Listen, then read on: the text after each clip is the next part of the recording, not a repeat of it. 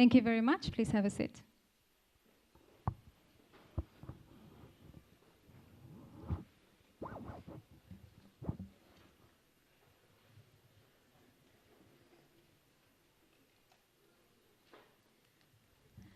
Thank you. Thank you once again, ladies and gentlemen. From the County Government of Mombasa, welcome to Swahili Port Health Foundation at the National Youth Dialogue on the Budget Process. And in here today, we have the Cabinet Secretary of National Treasury and Economic Planning that is going to have a conversation with us. A lot of the times we've had conversation on how budget allocation is done and the major role that we have as the citizens of the country to play in this part. So before we start with introducing a few of the speakers, before our chief guest is able to address this, I would like everyone who is standing behind there to please find a place to sit so that we can have a proper conversation on the issues that we're facing today as a country. I need to have everyone settled before we can officially have the speakers coming on stage.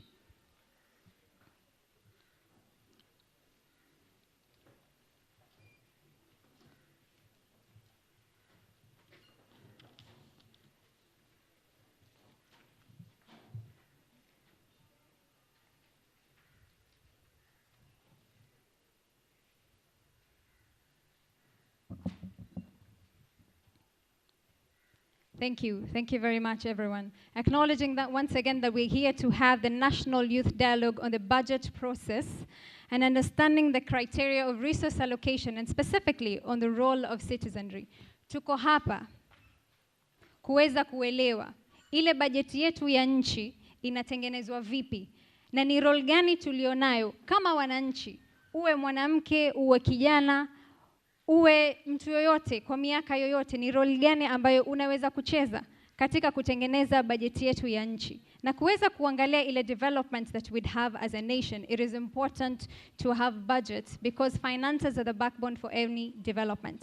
So the questions that we've had over time in understanding how this process looks like, it is something that our cabinet secretary here is joining us to answer the questions, to educate us on the exact process that the government is taking to be able to have that. But maybe before I have the first speaker that comes here, in any kind of budgeting, we all require finances on our day-to-day engagement. Sindio? Si tunahitaji pesa, na sisi wenyewe kibinafsi, tuko na zile personal budgets. Lakini unapopanga budget, haimaanishi pesa uko nayo ama hauna. Unapanga ili kulingana na mahitaji ulionayo kibinafsi ama kifamilia. Alafu hapo ndo uweze kujua kwamba hiyo pesa tunaitoa wapi ili uweze kutimiza zile aspirations, dreams, na the needs of that family or your person. So today we're going to look at the same process that we would take in terms of your personal finances or family finances, where we look at it from the national aspect in terms of budgeting, budget process making, and budget allocation as well. And at the same time, I would like to acknowledge the CCM of Youth, Gender, Sports, and Social Services, Honorable Mbadi, that is joining us today. Thank you very much.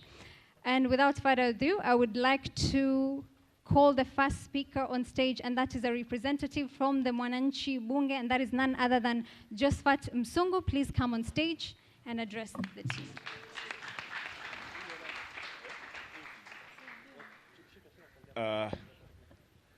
Kwa niaba ya Bunge la Wananchi Mombasa, wakazi wa Mombasa, wananchi wa Mombasa, vijana, wamama na watu wanaoishi na ulemavu, Mheshimiwa, tunasema karibu sana Mombasa. Tuko na furaha ya kwamba you are the first finance minister who has taken initiative of coming to the grassroots since independent, and we congratulate you for that. Mheshimiwa, as a Bunge la Wananchi, most of the time we always debate on finance budget and finance bill. For the last year, tulisikia kwamba you have a passion of reducing the VAT from 16% to 14%. And we are happy that you are here today. You will tell us more on how you are going to make it, because that is the desire of our country, that the VAT should be reduced from 16% to at least 14%. Mheshimiwa Waziri, kwa niaba ya wakazi wa Mombasa, we would also want you to assure us the security in the preparation of finance bill na baada ya finance bill kutabiliwa kwa parliament, because last year financial year tuliona changamoto ambao bunge liliweza kuvamiwa na finance bill ikatupiliwa mbali kwa sababu ya kutoelewana kati ya vitengo vilivyokuwa vikiwakilisha na wananchi. So mheshimiwa, matarajio yetu ni kwamba tunapojumuika hapa kuhusika katika mchakato huu wote wa finance ya budget ya mwaka huu, ya kwamba maoni ya wananchi yataweza kuzingatiwa tofauti na ilivyokuweko mwaka uliopita. So kwamba finance bill ya mwaka huu isitulete katika shida ambayo tulipitia mwaka uliopita, mahali ambapo vijana walijitokeza na hasira na mashirika mengine ya kutetea haki za kijamii wakakataa ile finance bill, na walipotoa mapendekezo yao labda ilikuwa hayakuweza kujumuishwa. Lakini tuko na imani kwa sababu umewacha ofisi yako kule na AC ambayo inakupiga kule ukaamua kukuja hapa chini kusikiliza maoni yetu, tuko na imani kwamba you are the best finance minister we have never seen it. Karibu sana Mombasa mheshimiwa. Asante. Thank you very much, Josephat. And next on stage is the president of the university students.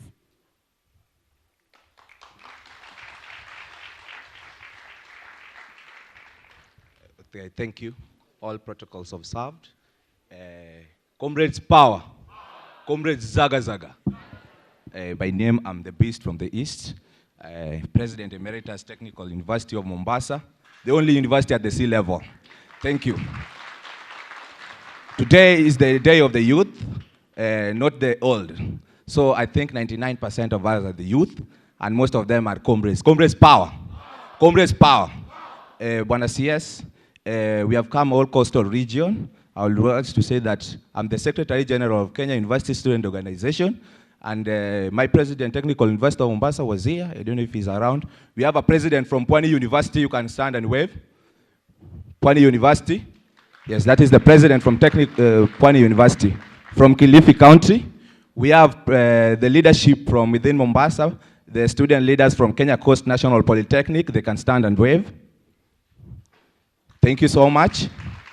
We have the executive from the only university at the sea level, from Technical University of Mombasa. I think they can stand, and even their team can stand, all comrades, and wave for Mbadi. Mbadi power. Comrades power. Power. I've acknowledged the position of the president, Technical University of Mombasa now. I want to take the shortest time possible.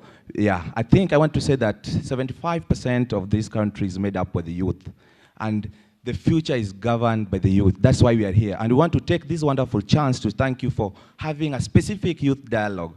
I don't want to say much because comrades have what they will ask. For this reason, I want to appreciate you, Mbadi, with the entire team. We had a warm welcome from your office. Thank you so much. Yes, Injia Wandali welcomed us so much, and all will be said. I won't say all as a president, but the comrades will have time to tell. We'll wish you be here for the next 2 days and meet specifically student leaders. 99% of the Gen Zs are student leaders. Thank you, and make comrade race. Comrades power. Comrades zaga zaga. Thank you. Thank you very much. That was the Secretary General for the Comrades. And next on stage, we will have the Chair of the Youth Advisory Group. Rehema, please come on stage.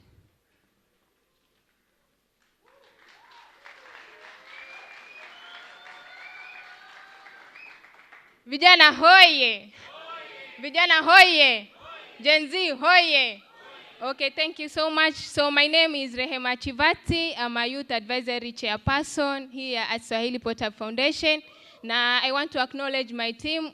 Mimi ni representative wa YAG Mombasa, na bado tuna represent Kwale and Kilifi, na siko peke yangu, niko na wenzangu katika hivyo vitongoji. Tafadhali ningeomba msimame.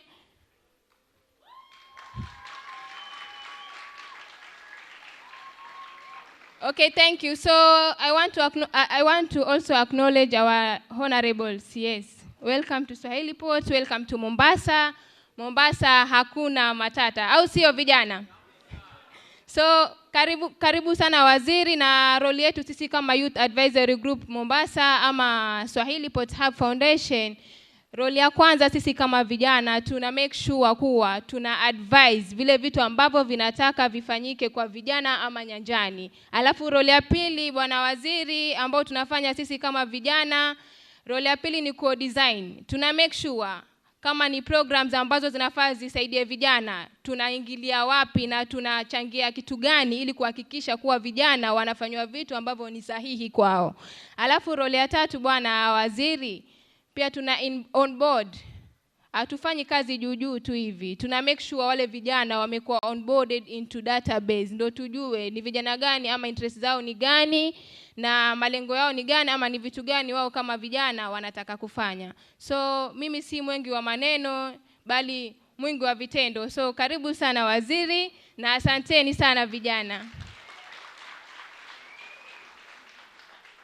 Thank you very much. That was the chair of the Youth Advisory Group. Amesema actions speak louder than words. So I would like to invite the host of Swahili Potter Foundation, and that is founder and chief mentor of the hub, Mahmoud Nur, to please officially open today's session and welcome the Cabinet Secretary of National Treasury and Economic Planning to give his remarks. Asante Rukia. Nafikiri leo ni siku ya vijana. Bwana CS, karibu sana, ndio mgeni wetu wa heshima. Najua pia umemwalika So najua pia umemwalika Governor wa Mombasa ambaye yuko njiani yoaja kutoka Nairobi. Lakini kabla ya hapo nilikuwa nataka nimpatie dakika moja the Deputy County Commissioner ili atujulishe wenzake ambao wako hapa, alafu ndio tuende kwa dialogue ya vijana. Ni kuintroduce alafu tuende kwa dialogue. Karibu.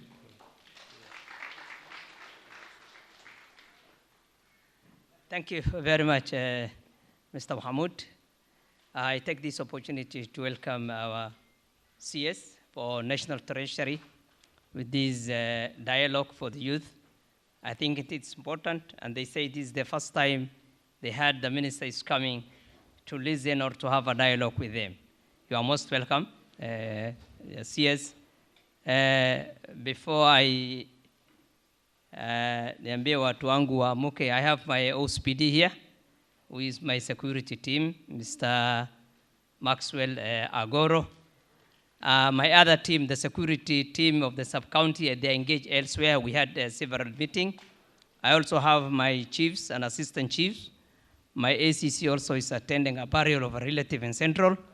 I have also an assistant county commissioner from the county commissioner's office, Mr. Madoka. So thank you very much, sir, and you are welcome. Asante. So bwana waziri, mimi ujumbe wangu ni moja peke yake kwa sababu nilikuwa nataka uwe na dialogue na vijana.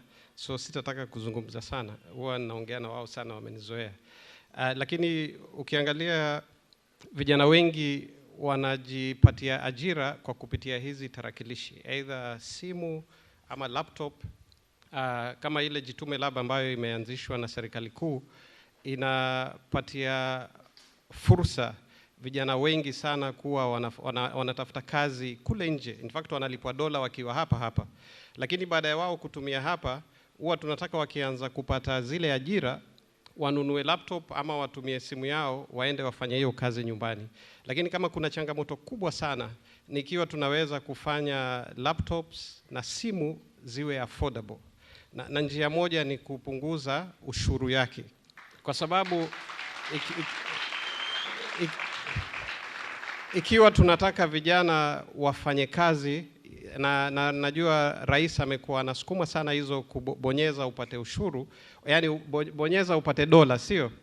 Lakini ikiwa unataka kufanya hizi kazi na kuna kiwango kubwa ambayo inaenda kwa ushuru, inakuwa ni vigumu sana. Sasa tutaomba, tutanyenyekea, ikiwa we can make our young people be able to afford laptops, be able to afford phones, and I'm sure when they know they can make money, they will make good use of it.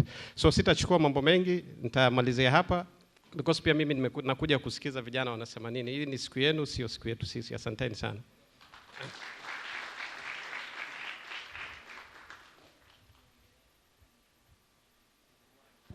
Thank you very much, Chief Mentor. And now the most awaited time, we would like to welcome, can we all rise as we welcome the Cabinet Secretary, National Treasury and Economic Planning, Honorable John Mbadi, to address the team.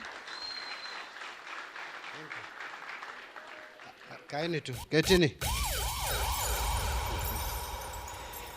Aya.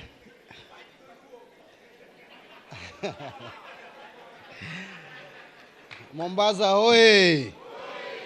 Vijana hoye. Asanteni sana. I will try to use 2 languages, but heavily on English. Nitachanganya kidogo na Kiswahili, but I will largely speak in English. First of all, let me take this opportunity to thank you, the young people who are here today, and all Kenyans who have graced this occasion. This very important engagement that I planned deliberately to meet, engage with the youth, and discuss and talk, more specifically, issues of budget process, but broadly, issues of governance and government in general.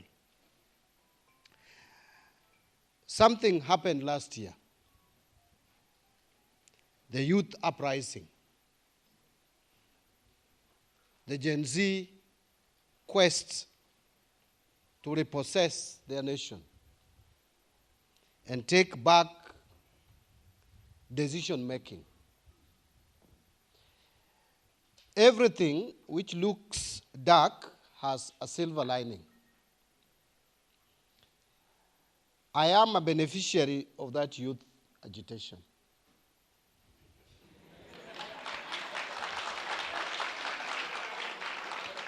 And I'm very conscious that I'm a beneficiary of that youth agitation. And therefore, my survival or continued stay in office is heavily dependent on how I manage that youth agitation.